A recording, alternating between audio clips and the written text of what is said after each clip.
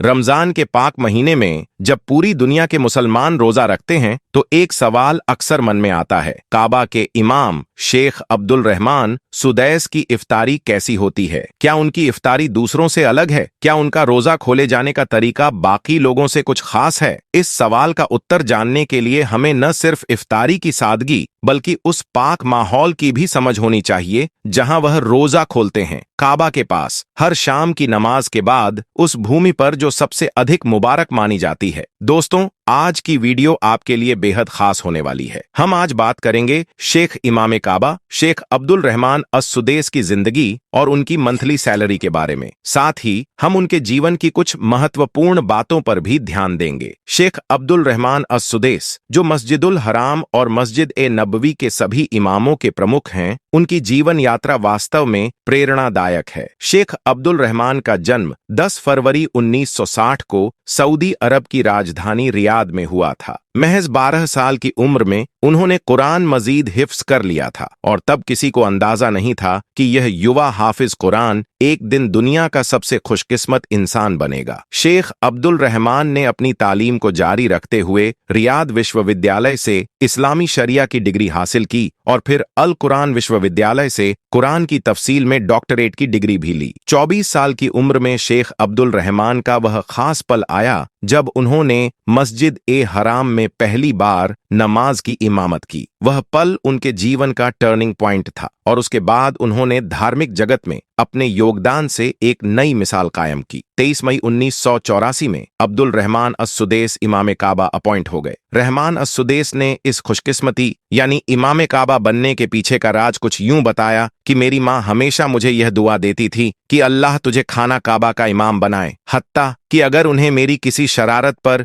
या किसी बात पर गुस्सा भी आता तो वह गुस्से में भी यही कहती थी कि जा अल्लाह तुझे खाना काबा का इमाम बनाए। शेख अब्दुल रहमान अस-सुदैस ने अपनी कजन से ही शादी की। शेख अब्दुल रहमान अस-सुदैस के 9 बच्चे हैं, जिनमें से 4 बेटे और 5 बेटियां हैं। शेख अब्दुल रहमान अस-सुदैस की उम्र 64 साल हो चुकी है। अगर हम बात करें उनकी मंथली सैलरी के बारे में तो जितने भी इमाम काबा हैं और मस्जिद नबवी के इमाम हैं, उनमें से फिक्स सैलरी किसी की भी नहीं है। सऊदी हुकूमत की तरफ से तमाम इमाम को ब्लैंक चेक मुहैया कराया जाता है ताकि वह हर महीने अपनी जरूरत के मुताबिक खुद रकम लिख ले। सुभान अल्लाह। शेख अब्दुल रहमान अस-सुदैस जो कि तमाम इमाम के सरबराह हैं, इस वजह से उन्हें मिनिस्टर का दर्जा भी दिया गया है और शेख अब्दुल रहमान अस-सुदैस को भी ब्लैंक चेक दिया जाता है ताकि वह अपनी जरूरियत के मुताबिक खुद रकम हासिल कर सके। दोस्तों, अभी हालिया ही इमाम की एक वीडियो वायरल हो रही है जिसमें उन्होंने अपनी इफ्तारी के बारे में बताया, तो वह वीडियो भी आप यहां मुलाजा फरमाएं।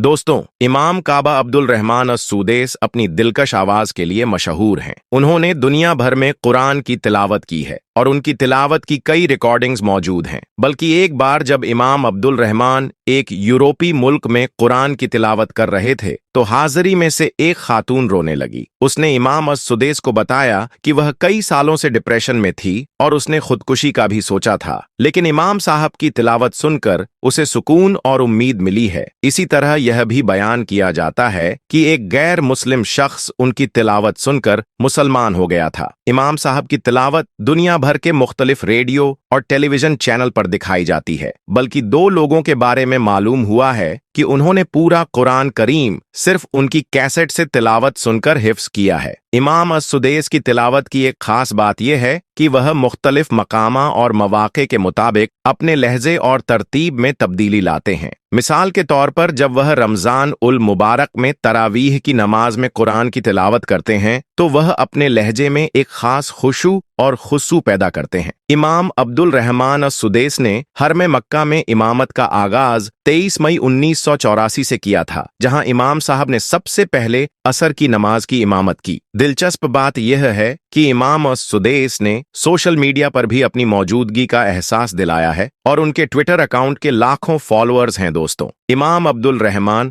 और अस-सुदेस की दूसरी शोहरत व जोरदार खुतबे हैं जो वह उम्मते मुस्लिमा की हालत एजार पर हर में मक्का में देते हैं। 2007 में शेख अस-सुदेस ने पाकिस्तान का दौरा किया था, जहां उनका फकीद उल मिसाल इस्तकबाल किया गया था। इमाम ए काबा ने 2004 में बरतानिया का दौरा किया और इस मौके पर उन्होंने कीरात के साथ तिलावत ए कुरान ए करीम रिकॉर्ड करवाने को भी कहा। दोस्तों, शेख अस-सुदेस हरमैन शरीफेन के न सिर्फ सबसे बड़े इमाम हैं, बल्कि हरमैन शरीफेन के तमाम आइमा और खुतबा और हरमैन शरीफेन में हर किस्म के इंतजामात और इदार के निगरानी आला भी हैं। लेकिन इतने बड़े मनसब के बावजूद वह रात के पिछले पहर आम लिबास में मुंह ढांपकर बगैर किसी सिक्योरिटी गार्ड के खाना काबा आते हैं और इंतजामात का जायजा लेते हैं। हरमैन शरीफेन के खुद्दाम कहते हैं कि हमारे साथ आकर दस्तरखान पर इफ्तारी करते हैं, जबकि खुद ही बैतुल्लाह की खिदमत भी करने लग जाते हैं और सफाई के अमले के साथ काम कराते हैं। रातों को जागकर अल्लाह के घर के इंतजामात और अल्लाह के मेहमानों की देखभाल के लिए घूमना रब से और रब के घर से सच्ची मोहब्बत की अलामत है। इस कदर बैतुल्लाह की खिदमत और तवाज़ो ही का नतीजा है कि अल्लाह ने अपने घर नमाज और मेंबर की जिम्मेदारी देकर इमाम काबा को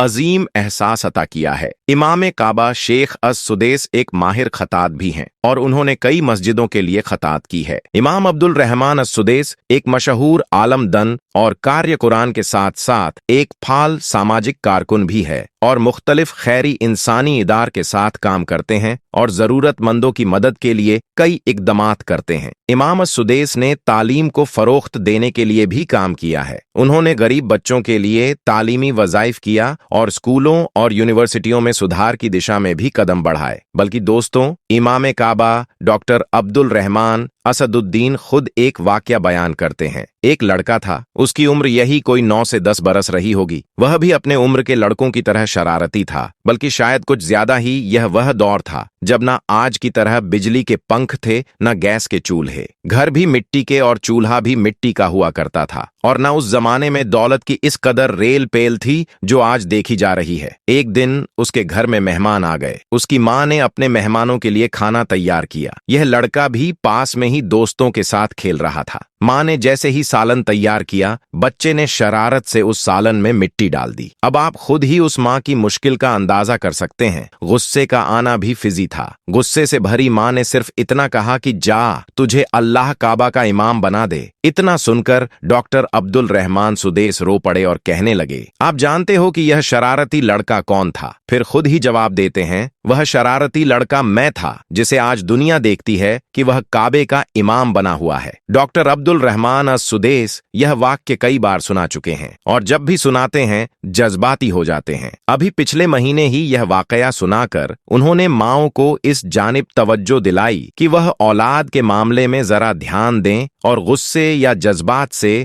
मगलू होकर अपनी औलाद को बुरा भला न कह बैठें, क्योंकि माओं की हल्की सी झुंबिश औलाद का नसीब लिख देती है। बच्चे तो बच्चे ही होते हैं, वह शरारत न करें तो क्या बूढ़े शरारत करेंगे? इसलिए हजरत अली रजी अल्लाह ताला अनहु फरमाया करते थे कि अपनी औलाद को इज्जत देना और उनकी कद्र करना बहुत जरूरी है, क्योंकि वह आपके बाद आपका नाम और निशान बन जाते हैं। वालदैन की वफात के बाद औलाद ही वह जरिया होते हैं जिनसे आपका नाम और काम दुनिया में चलता रहता है। दोस्तों, अगर आपको इमाम हरम का यह संदेश अच्छा लगा हो और आप इसे सही समझें तो कृपया इसे उन तमाम माओं के साथ शेयर करें, क्योंकि हो सकता है कि कोई एक माँ इसे समझकर अपनी औलाद के साथ एक नया रिश्ता कायम कर ले। इमाम अस-सुदेस न केवल आलिम ए दीन हैं, बल्कि वह हर मुसलमान के लिए एक बेहतरीन मिसाल भी हैं। हमें उनकी तालीम से कुछ सीखते हुए अपनी जिंदगी को बेहतर बनाने की कोशिश करनी चाहिए। अल्लाह से दुआ है कि हमें खाने काबा की ज़ियारत और रोज़ा रसूल पर हाजिरी नसीब हो। आमीन या रब्बुल आलमीन। अगर आपको यह वीडियो पसंद आई हो तो लाइक करें और इसी तरह की और वीडियोस के लिए हमारे चैनल को सब्सक्राइब करना न भूलें। अल्लाह हाफिज।